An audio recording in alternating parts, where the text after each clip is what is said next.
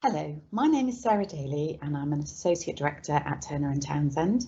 Today we're going to be introducing the Social Housing Retrofit Accelerator for the Social Housing Decarbonisation Fund. You might have come across these acronyms before, but let's just have a little delve into what they actually mean. So the Social Housing Retrofit Accelerator is a scheme that's been put together, fully funded by BEIS, which is being executed by our team here at Turner & Townsend, and it allows us to help support bidders for the first wave of the £160 million Social Housing Decarbonisation Fund. As you're probably aware, there's been a commitment to 3.8 billion between now and 2030. So this is the first official wave, following on from the demonstrator last year. And really what we're doing is pulling all of that together, so providing a suite of services directly on a one-to-one basis to local authorities as lead bidders and their consortia, and pulling through a whole range of services around that.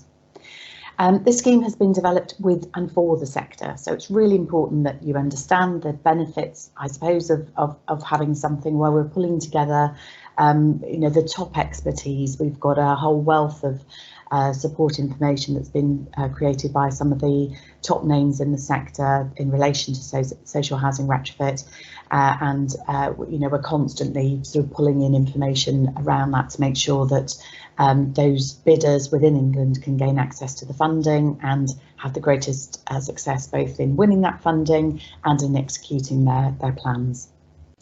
The social housing providers across England who are able to access this free range of support are local authorities, as I mentioned, as lead bidders, and that then pulls through to their partners within the bid consortia, which would include any social housing landlords, including directly owned properties by the local authorities and ELMOs and any other format of social housing provider.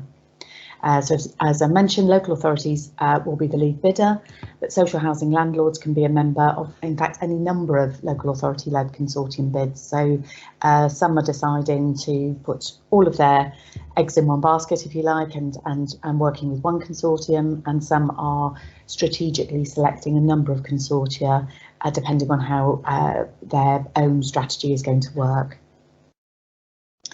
So how can we help you? Well, within the Social Housing Retrofit Accelerator, we've created a knowledge hub, which will be coming on stream very soon, available through our website, and that will provide support and information through the whole project lifecycle. So again, this is really important because the knowledge hub itself will become a repository of core information that will outlive the social housing decarbonisation fund as an individual programme, and in fact relate to any programmes that you might be looking at relating to housing retrofit. So that's really important. Most of the content, there will be things there that will be specific to this sort of approach, but most of the content will be pulling together that really important industry best practice and guidance. You will also see, if you go to our website, that there's a full programme of workshops, seminars and drop-in sessions. So these are being phased in relation to bid cycles. So there will be a number that will be relating to organisations that are bid ready and are already in a position where they're about to submit for a bid deadline, and others will be taking a slightly longer term approach where we'll be looking at the sort of support that you'd need to do things like stock assessment and understand the role of the retrofit coordinator, all of those sort of things which are going to be technical and operational requirements in order to bid successfully in subsequent waves. And there's also drop-in sessions, so there's informal ways that we're working with our audiences as well to make sure that there's plenty of opportunity to participate, to ask questions and to get either group or one-to-one support as required. So in one-to-one support, this generally is given to organisations who are deemed or who deem themselves to be bid ready through the self-assessment process.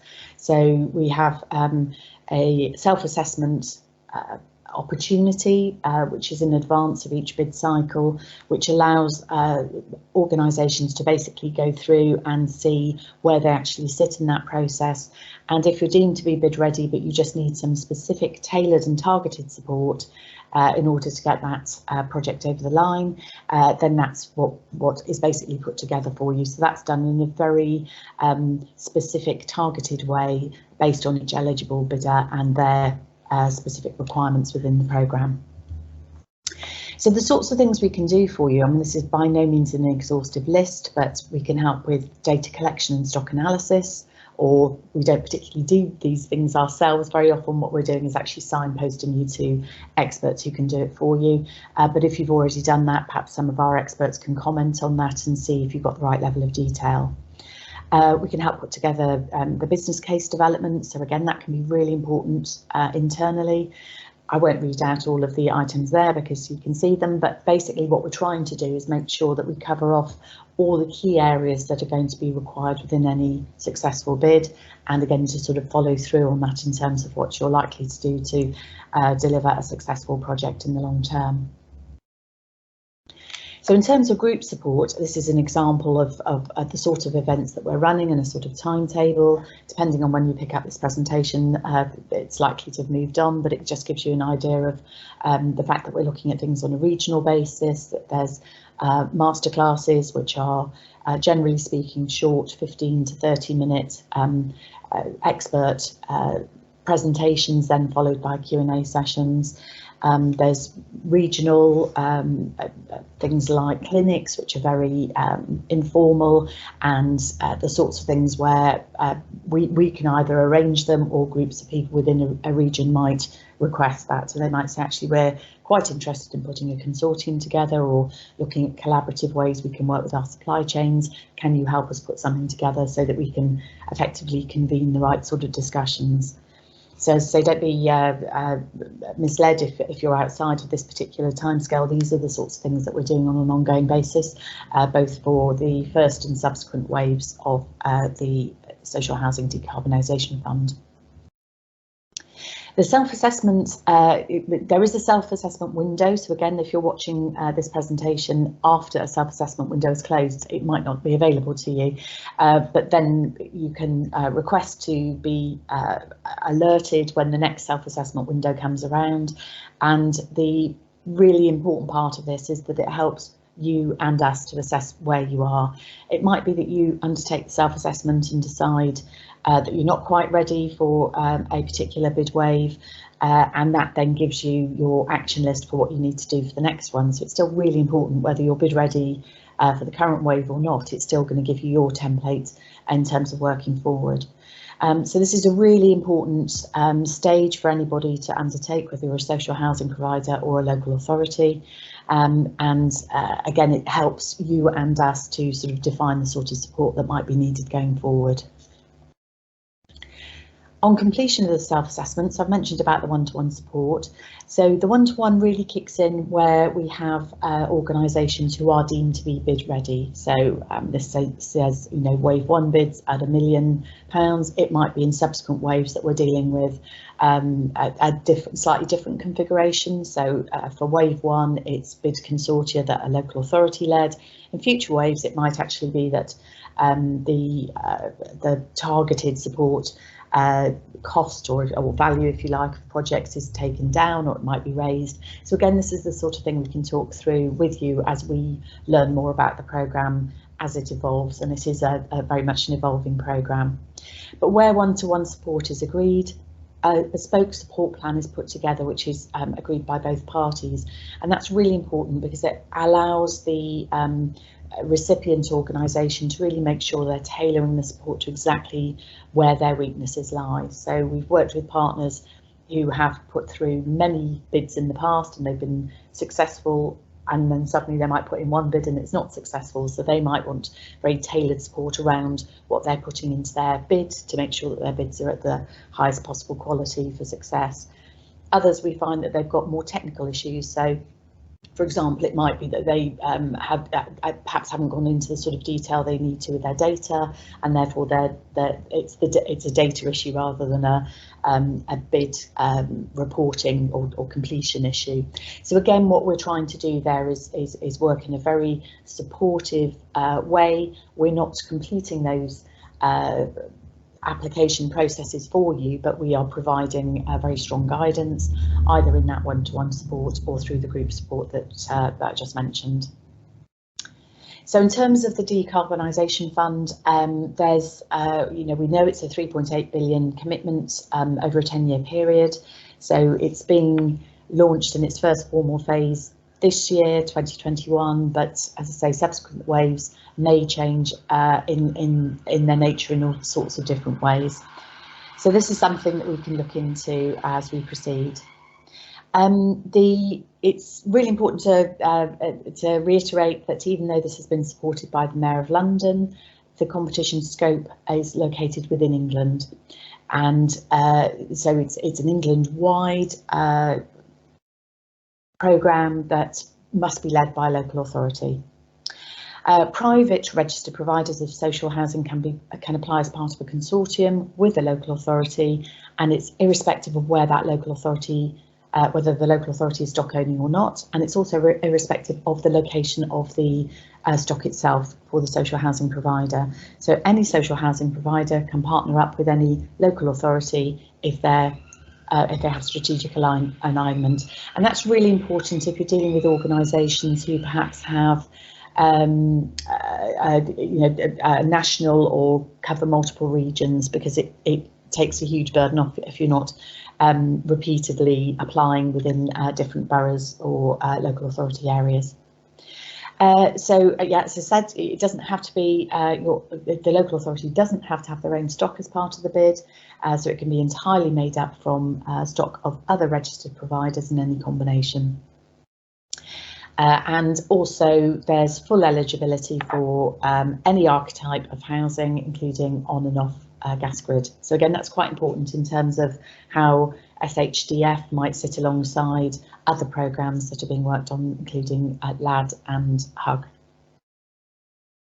So in terms of priorities then, it's a fabric first, worst first, lowest regrets approach.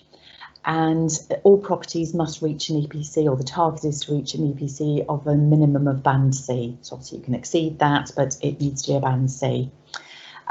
There's all sorts of support we can provide, and we've got masterclasses which are looking at how you actually measure that, and verification and monitoring in all of those areas. So there is definitely help in those areas, and also in helping you to understand what worst first, fabric first and lowest regrets actually means.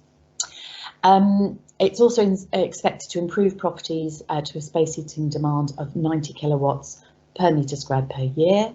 So again, we've got some technical experts who can help you to understand what that means. And it's really important to understand that all the projects must be compliant with the standards of PAS 2035. So installers must be Trustmark or MCS accredited. And again, this can create implications across, in terms of how you're engaging with your supply chain. The grant cost caps are there at 10,000, 12,000 and 16,000, depending on the EPC of the property, and the registered providers will be expected to contribute at least a third of the eligible costs, but there's a 15% cap on administration costs in terms of the overall bid value. And any measure that's eligible with SAP can be installed within the funding, with the exception of fossil fuel heating systems. So we're not expecting boilers to be replaced with boilers. So in terms of the indicative timescale, so this is in relation to wave 1, and you can see there that from publication of guidance through to submission, we're looking at submission date of the 15th of October. With successful projects being notified by the year end in December, and then the funding being released in January with a completion date by January 2023. So what you need to do now then, if you haven't already done so, please complete the self-assessment, and this will again help you to scope your opportunity for submitting the bid. It's really important you get senior level buy-in and a budget allocated for your potential bid. So if you're a local authority, that might not be a direct budget if you're not stock holding, because the registered providers will be providing the top-up funding for any interventions. But as a local authority, there might be some implications in terms of resource that you need to allocate for this. So again, if you're a social housing provider, you need to engage with local bid authority, local authorities as your lead bidders. But again, I must reiterate that we've got a lot of consortia that are being put together through combined authorities and city regions, which include bidders who are outside of their geographical territory in terms of properties. You need to identify and assign staff resources to develop the bid. And also let us know if there's anything else that we can cover through this programme. But please sign up to the SHRA newsletter. There are links there, and the website is socialhousingretrofit.org.uk, and at that you can again find all the information that you might need, including direct and indirect support. So again, that's just a reminder of our touch points. So I hope this has been a useful briefing for you, and if you've got any questions, please do get in touch with the team. Best of luck. Thank you.